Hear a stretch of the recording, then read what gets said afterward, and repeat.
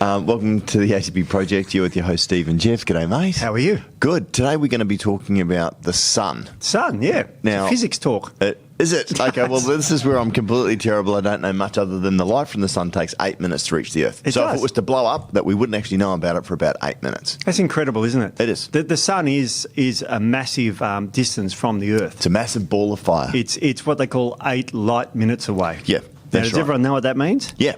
Takes, if you shot a torch... everybody might not know what it means. Yeah, the light travels at 300,000 kilometres per second. So every second, light travels at 300,000 kilometres, okay? Yeah. So that's the speed of light. Now, it takes 8 minutes to get to our nearest star, which is the sun. Yep. So the sun takes light, which is a photon, they're little photons, 8 minutes to get here. So if it exploded or went black or disappeared, it would be 8 minutes until we noticed. Okay. And if a star exploded, our nearest star apart from our sun, Alpha Centauri, it's 4.5 years until we know that's gone. It's crazy, huh? So it's a long way away. Many of the stars that we see now, you'd theorise are dead.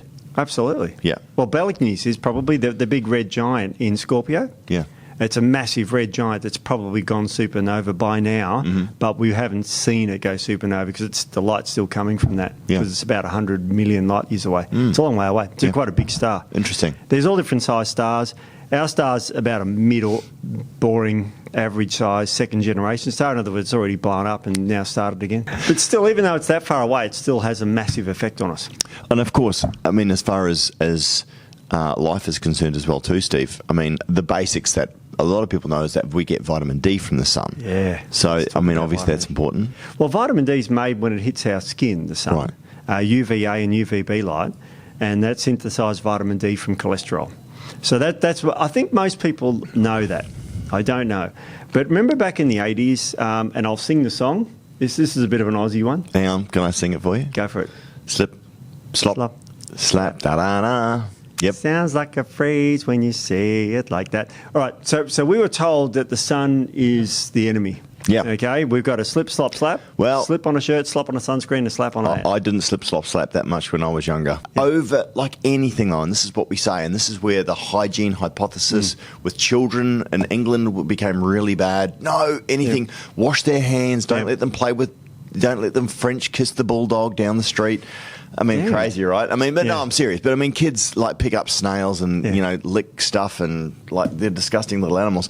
But the reason why that's good is it builds up their tolerance and their immunity, right? It challenges their immune system to become stronger. When everything was wiped down, you know, the body became very weak because it wasn't challenged at all. It's like going to the gym, you know? Yep. So same thing with the sun, is that it's like, no, the sun is evil.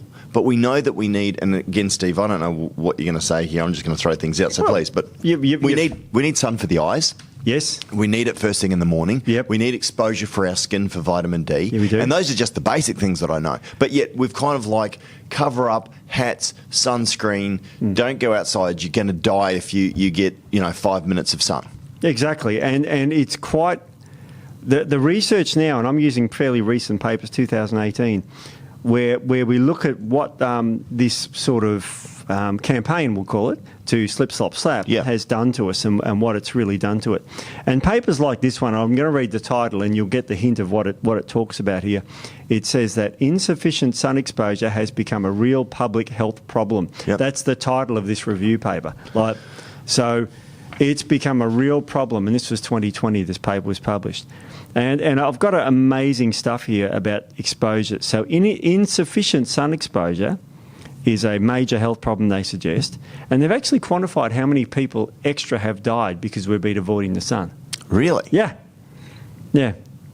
Now I'll go to the USA. Yep.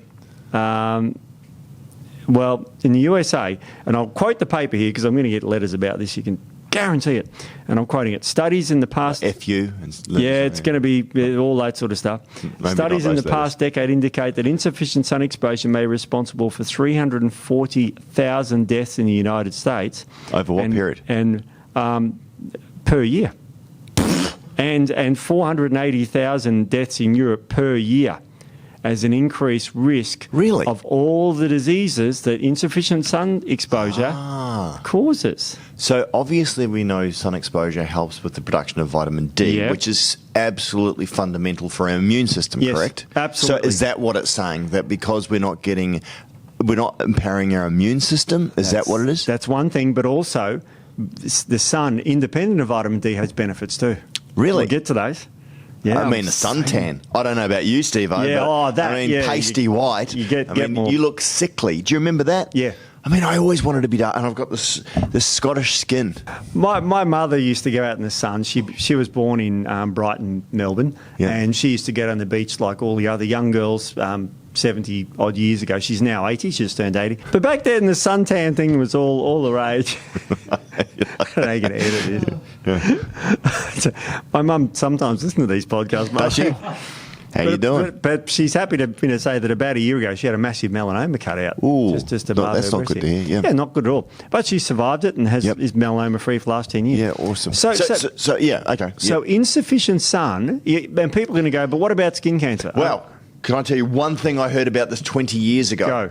There was a study that was done on people with melanoma skin cancers, many who didn't know that they had it, but had sort of posthumously went back and they'd worked out that it was. Their survival rate was longer the more time they spent in the sun. Oh, that's another paper I've got here. Oh, sorry, That's Steve. exactly true. I'm absolutely stealing your thunder. No, that's true. Yep. But anyway, I heard that years and years ago. Maybe it wasn't 20, maybe it was 10 years ago. Yeah. So I've made this outrageous claim that lack of sun kills in Europe 48,000 people per year. 48,000? Yeah, 480,000 I per was gonna year. say, yeah. And in America, 340,000 deaths. Because I'm working out per year. that's probably Yeah. about what's that? About 1% of the population. Yeah. Yeah. Yeah, absolutely. It was 1%, 0.1, I think. No, yeah. 1%. 1%, because America's got what?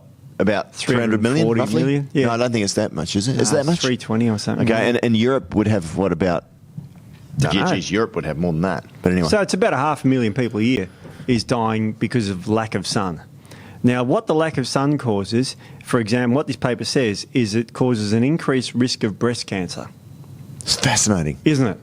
So vitamin D regulates the immune system. Now how the immune system comes with cancer is that, let's say you develop a cancer cell, a mutation. That's just spontaneous mutation, which happens all the time. Yep. You've got your immune system comes around with these cells called natural killer cells, NK cells, and they come and just gobble up that cancer, and that's the end of it. Okay, 99.9% of the time. Yeah. Not 100%. But if you got vitamin D, it might be 99.99% of the time. Right. So it's only a small difference. It's only a small difference. But that makes a big difference. Yeah, in a because large you're making population group. thousands of these cells all the time. So breast cancer.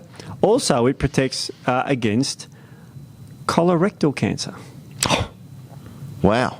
Now, that's one of the biggest cancers in the world. Yes, I know. That'd be like number 4, 5 killer. I think it's number 1. No. No, I think it's the biggest killer because you've got breast cancer and you've got prostatic cancer. Obviously, Yeah. men can get breast cancer, but they rarely I get it. believe, and I'm not sure if this is true, maybe you can fact check this one, that Tom Cruise got breast cancer Oh, I've heard that too. 15 years ago. Yeah. Yeah. It's rare, Yeah. but women can't get prostate cancer unless you're one of these new types of women. We can't even talk about it, mention that. Steve.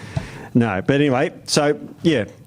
So all right, so breast cancer, colorectal cancer, also hypertension. The sun reduces blood pressure. Absolutely, and the sun reduces hypertension. How? So high blood pressure. Well, there's 2 mechanisms. And the first one is the vitamin D acts as an antioxidant, so it protects the endothelial cells. So you get that, but also it improves your mental health dramatically. On one of these papers I'll get to in a minute. Right. It improves mental health dramatically. I have heard that before. I heard somebody in England basically that months and months of being inside and then bad weather where there was virtually no sun and the level of depression does skyrocket. I remember this person literally wanted just to curl up and you know. Yeah, it's called SAD, season affective disorder, Yeah. which is a terrible Actually, we disorder. have mentioned that before, We've haven't we? talked about it, yeah. But even, so getting out in the sun, you're going to protect against breast, colorectal, hypertension, and also, therefore, cardiovascular disease. That's the big killer. Cardiovasculars, yeah. So if you reduce that, Wow. but there's more. But wait.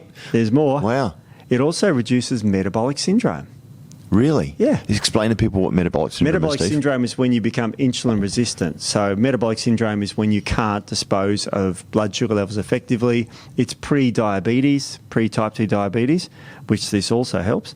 So it's an incredibly common disease. It affects about 1 million Australians, about 1 in 20. It also reduces multiple sclerosis. Now, if you ever look up the incidence of multiple sclerosis, it works like bands across the earth. People around the equator... Really? Yep. The incidence around the equator is very low, but at the poles, it's very high. Really? It is remarkable. So how does the sun affect that? Because it's an autoimmune disease regulated by vitamin D. Okay. Is all autoimmune regulated by vitamin D or just MS? No, all autoimmune disease, but MS will kill you. So it's on this. This is why it will. What about lupus? Yeah, lupus typically won't kill you. But if you've got lupus, though, would you benefit from spending more time Absolutely. in the sun? Okay. To get more vitamin D. Right. To a point. But what about just using vitamin D3 or something like that instead? It's good, but not as good. Right. There's extra benefits for going in the sun. Okay. And that was an amazing study I got. Melatonin, a good suntan. Oh, yeah. We got loads to talk about. You've got a healthy glow. Do you remember we used to say that, Steve? Remember that? Absolutely. Yeah. Now, Alzheimer's disease. It protects you against Alzheimer's disease going in the sun. Okay. How? Because the beta amyloid plaques are detoxified by vitamin D is one of the mechanisms. Amazing. Because it's like an autoimmune disease. Yeah, right. And also, remember metabolic syndrome, Alzheimer's is like type 3 diabetes. That's what it's often called that, actually. And this one might get us banned, you ready? But it also helps with autism. That's interesting. Yeah. I mean, look, I think people, if they look into the research, I mean, Yeah. I don't think there's a problem with us saying that if there's a study that you can point to, Steve. Yeah, no, there is. It's got it in my hand. And what does it say? It says that it protects against autism. And this was the paper studied insufficient sun exposure has become a real public health problem. That's the name of the paper. Wow. Yeah, international. Maybe we journal. can put a link. So obviously there's a lot of people that would be interested in that, Steve, so we can put Very a link much. in the description below. And speaking of childhood illnesses. But hang on, before you just brush over that. Okay, sorry, brush off. So can you talk about how potentially it helped with autism? It helps with healthy brain functioning and neurotransmitter functioning. And we've got a big paper on mental health. That's a separate one to this one. But it dramatically improves your mental health in neurochemicals and everything. You know, when you're walking on the beach and you felt good, Yeah. the sun has probably something to do with that. Wow. Because it's incredible what it does for mental health. Type 1 diabetes, Yep. autoimmune disease of the pancreas, very much helps with that. So what they find is that vitamin D has been considered the principal mediator of sun exposure. That's what they consider it. And what they say in this paper is, however, oral vitamin D supplementation has not been convincingly shown to prevent the above conditions. Thus, it's not the vitamin D. They use vitamin D as an indicator to how much you've been in the sun. But it's not. So if you just take vitamin D supplements, it will not protect you like going in the sun will. Isn't that incredible? It is. What does vitamin D supplementation, and again, there's D1, D2, T3, right? Yeah. D1 synthetic. Yeah. D2 is well, it's not made from the sun, but it's another type you find in food. Yeah. And D3 is the sunshine one. So when people say, I'm taking, capsules of D3, Yeah. is that right? That's the natural sunshine. The same chemical that the sun makes. Sun makes. So its benefits are limited to what, just the immune system, Steve? Yeah, just the immune system, not all these other benefits. Because going in the sun seems to be better for you. Than just vitamin what D. I'm about to say, Steve. Yeah. One day I will literally, the Gestapo will whatever they're called now. Yeah. The global totalitarian, world something, right? Yeah. Will beat through this door and they will pull me away for saying this, right? Nature knows best. Nope, you're in trouble. But it's true. I mean, don't get me wrong. I mean, we're a freaking supplement company, and I love supplements. Yeah, I do. Yeah. I mean, and there's things that you can do for sport and all the rest of it. But if the foundation doesn't, and this is the thing about, our wonderful planet, is that we've got, herbs and stuff like that if you need it, but clean air, quality water, living a lifestyle to reduce stress. Yes. These things, the sun. You don't have to pay for it. Yeah. You know what I mean? Get out and get some fresh air and stop, just consistently being medicated and shut down. Okay, you ready to be surprised by this podcast? You ready for a surprise? Always, Steve. Talk about going in the sun. When's the best time to go in the sun to get maximum vitamin D and minimal skin cancer? Okay. I'm going to go on what I've heard, and again, I hope I'm right, but I mean I could be wrong. My understanding is that first thing in the morning and last thing in the evening, because also the way that that the light also hits the eyes, and it's really, really important not to wear sunglasses, because my understanding is that when you wear glasses of any type, but specifically polarizing sunglasses, is that you reduce the effectiveness of vitamin D production. I think it's by 10,000 times or something like that. It's ridiculous. Yeah, no, it basically knocks it out. But if you can go for a walk without glasses first thing in the morning, I reckon for the first hour after sun up and the last hour before sun down, that would probably be the best time. Well, I'm going to read this paper that's titled... I'm guessing. It's titled, "At What Time Should One Go Out in the Sun?" It's a good title. Yeah. I'm just going to read the conclusion. In view of this, and there's all this evidence that we'll talk about in a sec, non or short exposures around noon should be recommended rather than longer exposures in the afternoon. This will give you maximum yield of vitamin D at minimal risk to cutaneous melanoma. There you go. Isn't that amazing? I wouldn't have guessed that. So going for a walk in your lunch break, rather than just sitting inside a room, with getting some sun exposure in the middle of the day. Yeah, and I love it. You know how we're told to keep out of the sun in the middle of the day? It was drilled into me. Now, mind you, Scottish parents, I mean, my mum, God bless her, and all that family, highly superstitious. But you know how superstitious Scottish people are? But anyway, it's like everything will kill you, right? Yeah, exactly. But it was like, don't go out in the sun in the middle of the day. I would anyway, because it was a rebellious teenager. Because you're likely to get burnt, and that negates all this, because it says short exposures. Yeah. So there's a bit of a caveat to this. And I'll give you the science behind it. You heard of UVA and UVB light? Yeah. UVA light is a slightly longer wavelength, right? Yeah. And UVB is a shorter one. Yeah. Okay? So UVA, the longer the wavelength, the more penetration something has. So if you're talking on a ham radio, for example, I'm a ham operator, we talk on long frequencies like 80-metre wavelengths, which is amazingly long frequencies, and you can talk around the world. Yeah. UHF, like the CBs in the car, go of line of sight. So just to the car in front or a few kilometres down the road, but it doesn't go around the world ever. Right. Okay, because that's a shorter wavelength. Yeah. So think of that with your skin. The longer wavelengths, which is UVA light, penetrates the skin and damages the skin cells. UVB light, the shorter wavelengths, makes vitamin D at the skin surface. So what you want is shorter wavelengths of light. And that's in the middle of the day? Middle of the day. So is there longer first thing in the morning? Correct. So therefore... What colour is sunrise and sunset? Well, red. Yeah. And is that a longer or a shorter wavelength? Of course. Longer. Yeah. Yeah. Isn't it amazing? It is.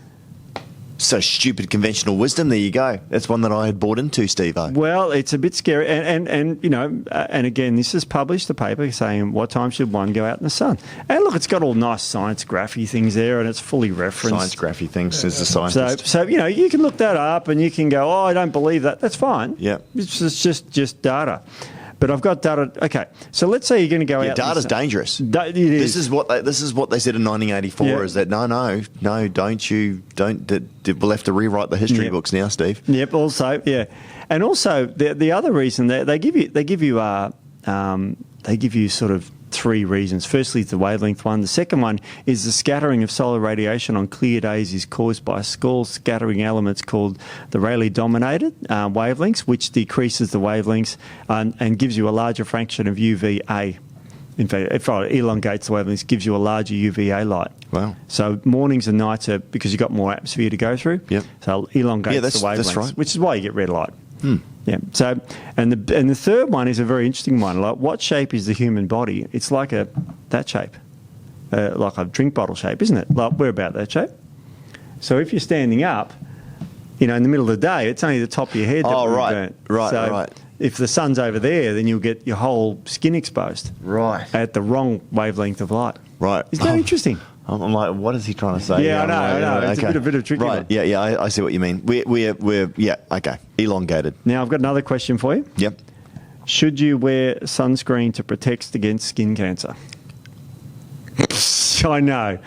I know. I've got a paper. I've got a meta-analysis from the European Journal of Dermatology. I refuse to answer that question on the grounds I may incriminate myself. Now, mind you, coming from someone who was very stupid around sun when I was younger, I do have my own methodology of what I do now. Yep.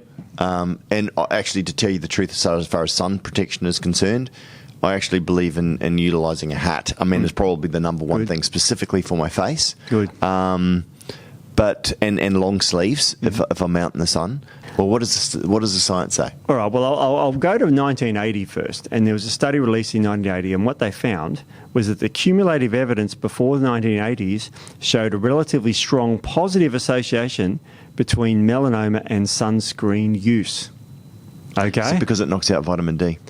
Yes, but also what it did was people were putting this newfandangled sunscreen on and were able to go in the sun for hours.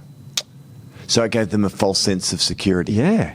So they still got blasted by the sun, but they didn't feel it. It's like... And they didn't get burnt. They didn't get burnt. So you got some of the damaging... So this is what we say about fevers, for example. Yeah. Like, if you've got a really high fever, yes, you need to get to the hospital or your little one. Yeah. But the fever actually has a purpose, which is to obviously, it's the same with sunburn as well, too. It's like, get out of the sun, you numb out. Yeah. Right? I mean, oftentimes you don't work out until later on that you've been burned, but...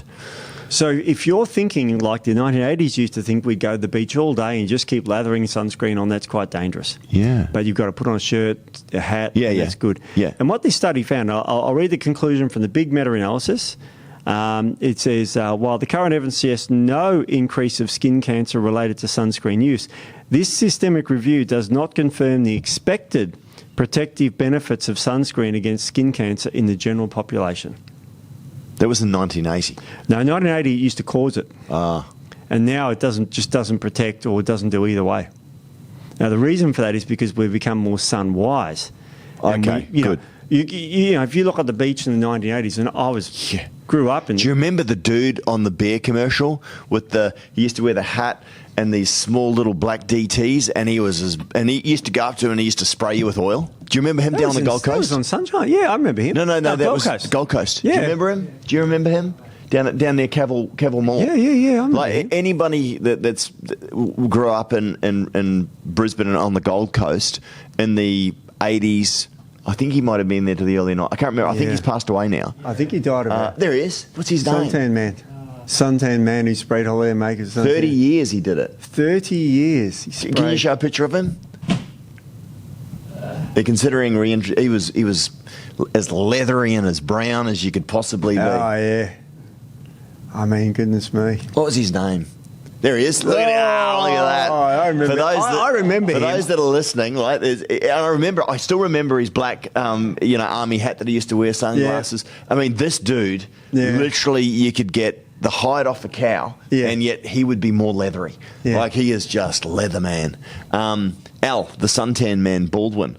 He died in 2004. Wow. After more than 3 decades of spraying suntan oil on tourists and hiring out deck chairs and beach umbrellas on Surfers Paradise Beach. That dude was awesome. He was awesome. I never got sprayed by him. Did you, Steve? No. It's probably the girls in the bikinis. Wouldn't that be a terrible job? Not about, and get paid for it. Getting paid to literally... It's like Dumb and Dumber, you know? Oh, that's right. The Swedish... Do you know anyone who wants to rub suntan?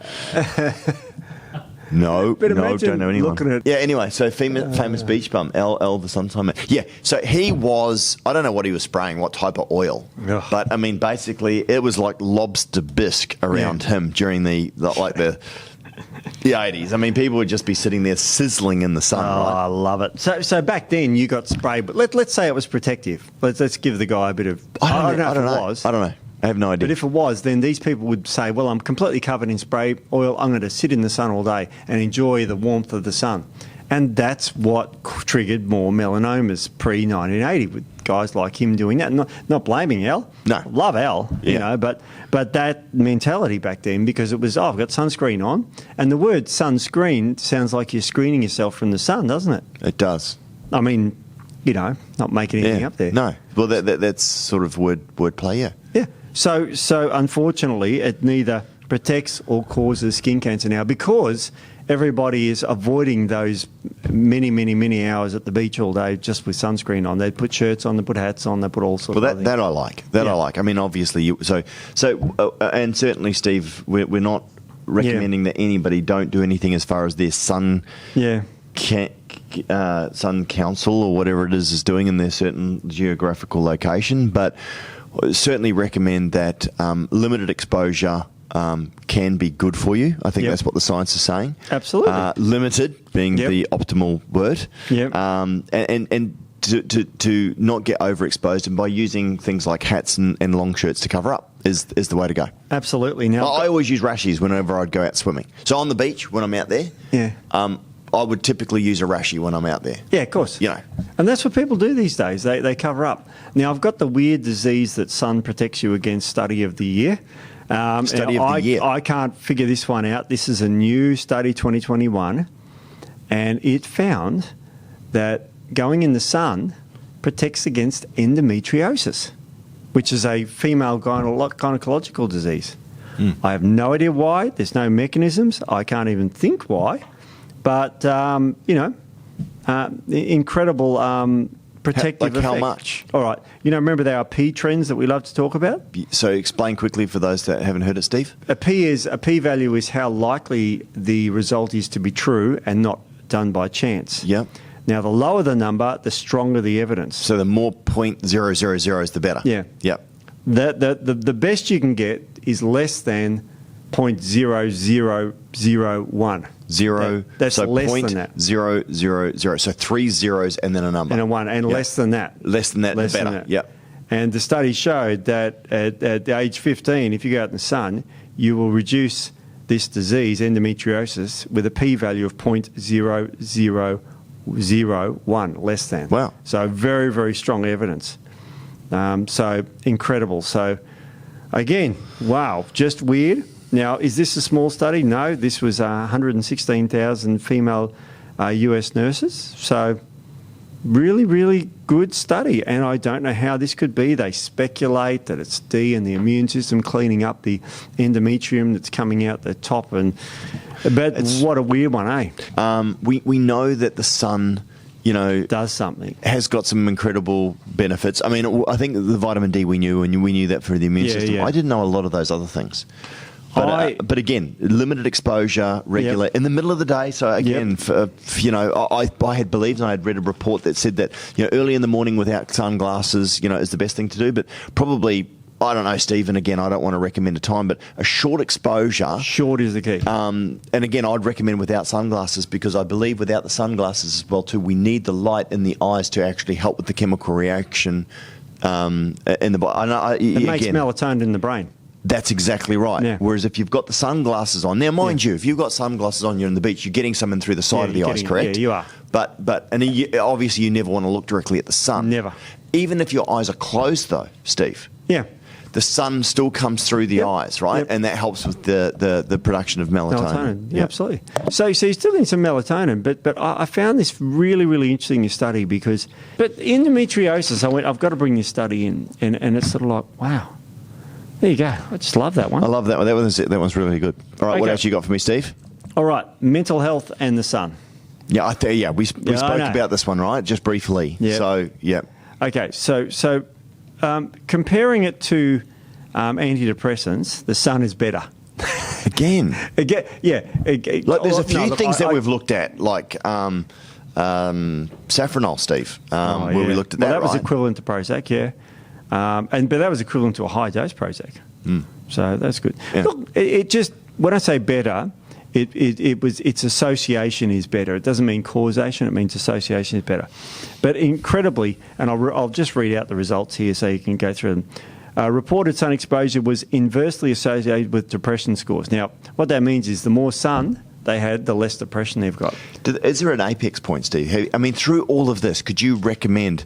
So right now, I'm theorising that we're looking at sun somewhere around the middle of the day, and I don't know. And is there any sort of indication? Is it 10 minutes? Is it 15 minutes? Is it 20 minutes? I can tell you from the review of the sun exposure guidance documents in Australia and New Zealand, because what they've found is they're handy. Because I mean, we do have, and again, I think we were world renowned for having a crappy ozone layer, right? We did have a crappy ozone layer.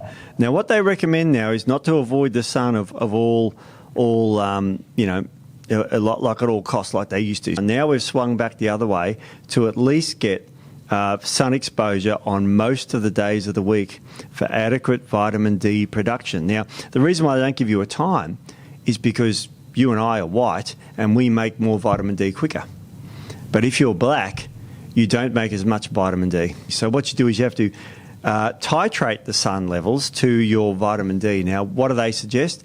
They suggest no more than 30 minutes of full sun exposure. If you're extremely fair, then you know your time might be 5 minutes. Yeah. Whereas if you're obviously got a lot more melanin in your skin, it might be 30 minutes. And I'm not suggesting timeframes. I'm just saying in terms of the ratios, it's obviously depending on who you are. Yep. The exposure that you require may be more or less. You're actually pretty accurate, and that's I normally am, Steve. Yeah. Well, you know, for example, if one of the recommendations from this thing is that if in like this time of year, we're 1st of June, so we're the start of winter right now. Yeah.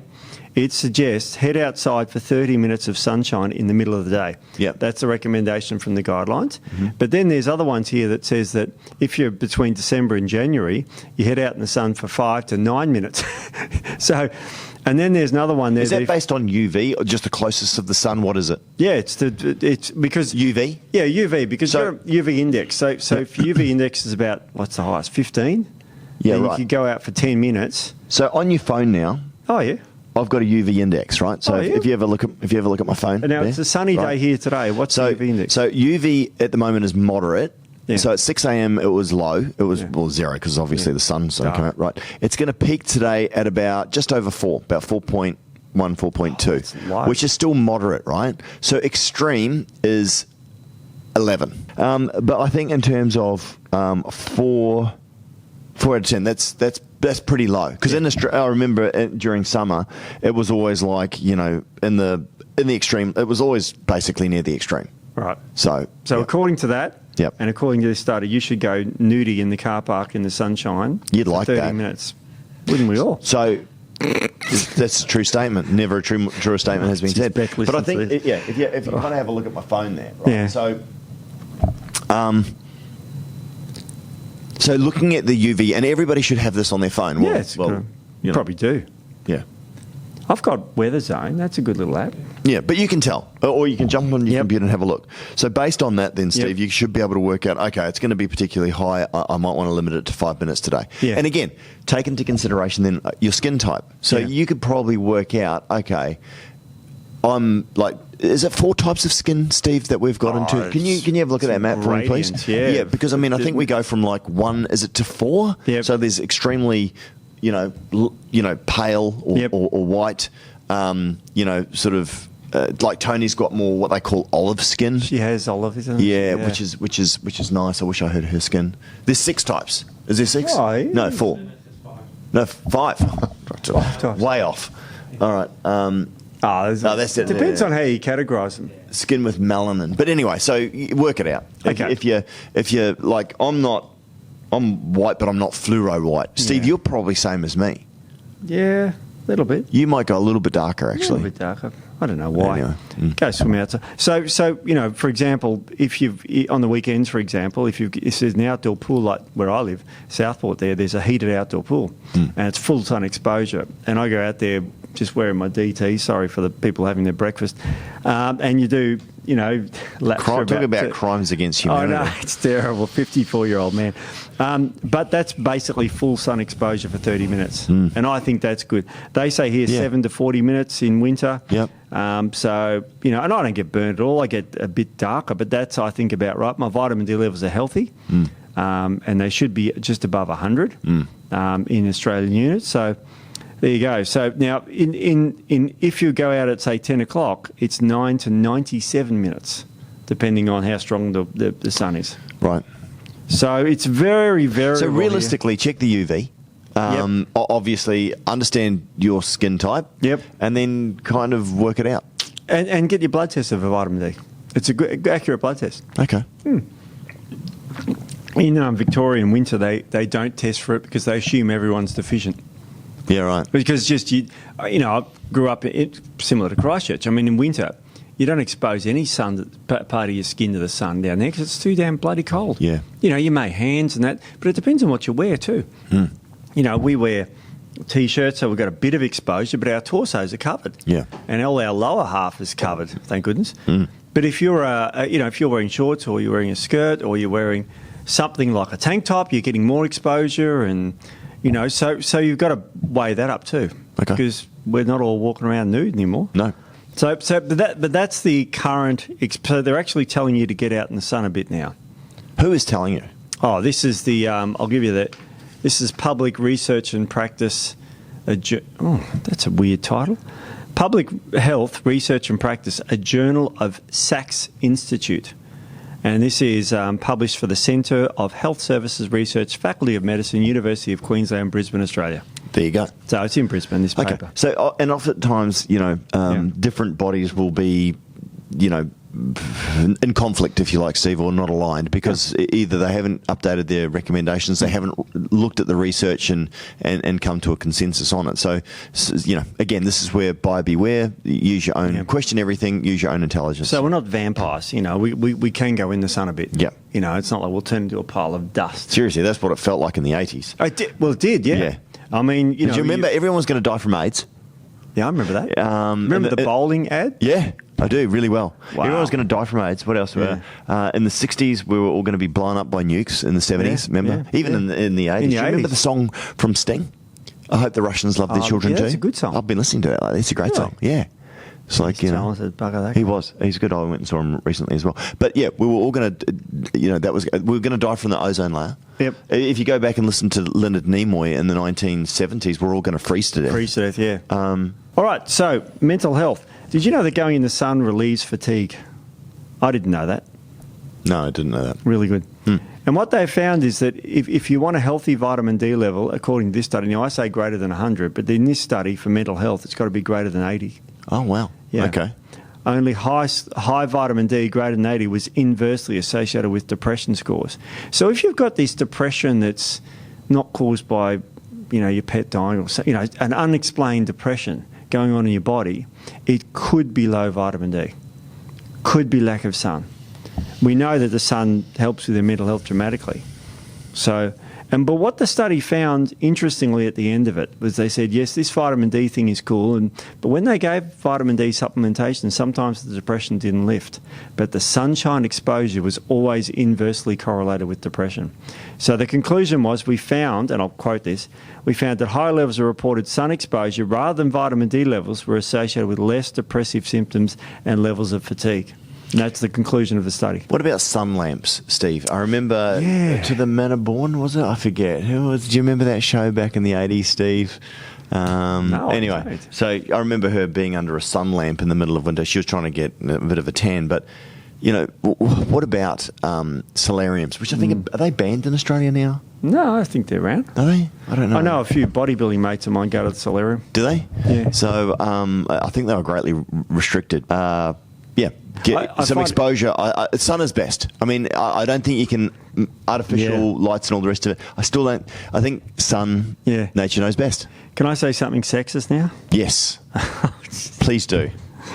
All right, here we go.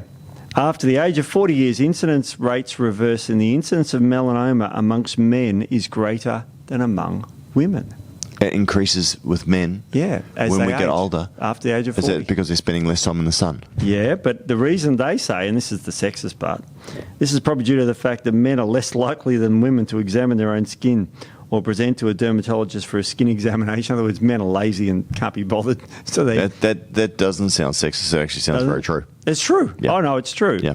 Of course it's true. So men are pretty useless at looking after their health when they get over the age of 40 anyway. Yep. And they don't get skin checks. No. So this is a message for men and women to get skin checks. But men are just we're just useless at living. We die 4 years younger. We just get more cancers. We're useless. Yep. So in the last 50 years, we've known about skin cancer, we've got sunscreens, we've got hats, we've got campaigns and everything. Has melanoma rates increased or decreased? Increased. Increased dramatically. Yep. The worldwide incidence of melanoma has increased rapidly over the last 50 years, and that's in a paper called Melanoma Epidemiology and its Unexposure. So I don't know what we're doing, so something's gone wrong. I mean, this is not good data. This is... No, it's horrible. No. So, Steve, is there anything that the paper alludes to that's not you or I, we're just reading from the paper? Yeah. Have they got a conclusion or they don't know? Well, they actually... They put it down to we're getting older as a population. I'd accept that could be a contributing factor. And also more vanity of people trying to stay out in the sun longer and that sort of stuff. Look, I think you could probably argue that a lot of the melanomas and cancers from people that were in the 70s and 80s are now catching up with people. So that could be a valid argument. I mean, look at me, for example. I mean, we know a lot more now. So I'd say that's partially true. Definitely, I think that's part of it. So this is scary stuff. But anyway, we can't even talk about some of these things because they're so highly controversial. And this is the same thing as well, too, that we've seen over the last few years. There's been a lot of things, Steve, that we have been very quiet on that we'd love to have spoken about. We just can't. I'm going to give you some quick fire questions here. Sure. It's an interesting one. Let's say you're fair skinned. Yes, and you're I am. a woman. Okay, I'm not. No. Yes. But fair skinned woman. And you go out in the sun excessively. Yes. And get skin cancers. Yep. You know, a group of people they measured. Are you more likely to live longer overall? I'm going to have a guess, an educated guess. Yeah. I'm going to say yes, you do. The reason being is that you're getting your immune system powered and all the other benefits of being in the sun. Correct. And this is where it came back to that study that I heard several years ago about people who had melanomas who didn't know or continued to go out in the sun anyway, lived longer than those people who shut themselves away from the sun. Yeah. Exactly. Now, let's say that you're going to ignore my recommendation of just short exposure in the middle of the day and you go out for hours. Okay? Yeah, well, you're a numbat. Yeah, you're a numbat. But they've tested these people that get skin cancer. And they said, quote, and I'll quote the study here, and it's called Sun Exposure Hazards and Benefits. The link's in our thing, 2022. And it says, despite an increased risk of death due to skin cancer, fair-skinned women seem to have an overall survival advantage if they go in the sun. Isn't that amazing? You know what I mean? They have an inverse. This paper also found all those other things we talked about too, and also added clots. You get a decreased risk of clots if you go in the sun, and I think that's stress related because going in the sun reduces stress. Yeah. And improves your mental health as we've talked about. Yeah. So isn't that incredible? Yeah. It's sort of like, should you go out in the sun and get burnt? What is a C-reactive protein that causes clots, Steve? Yeah, that's one of the things. It's interleukin-6 and C-reactive protein because that's a protein secreted by the liver from interleukin-6. So therefore, sun exposure helps with the interaction there? It's anti-inflammatory sun exposure, absolutely, via vitamin D. Vitamin D is very good at regulating the immune system. So, no, you shouldn't go out in the sun, get burnt. No, don't do that. But you should go out in the sun for about 20, 30 minutes a day. Yep. It'll help your mental health. Depending on the UV rating? Yep. So again, there's a few things here, and again, as a bit of a disclaimer, please, if you've got any concerns here, absolutely you should question everything yourself, and you should look into things yourself, but then go and talk to a qualified health practitioner if you've got any concerns around this as well. Exactly, and as the app on the phone says, if you're going out in the sun, you can go a bit longer in the morning and a bit longer in the afternoon, but shorter during the day. Yeah, middle of the day. Yeah, middle of the day. But it sounds like, overall, that short exposure in the middle of the day seems to be best. Absolutely. Understand your skin tone. Yep. Understand also what the UV index is. Summer and winter, obviously very, very different. Yep. But yeah, that sounds like good advice, Steve. The sky's blue, right? Mostly. Apparently. In the middle. I don't know. Can we make that statement anymore? Or is that some sort of... That'll be fact-checked. That'll be fact-checked. That's funny. I love it. Do you know why the sky's blue?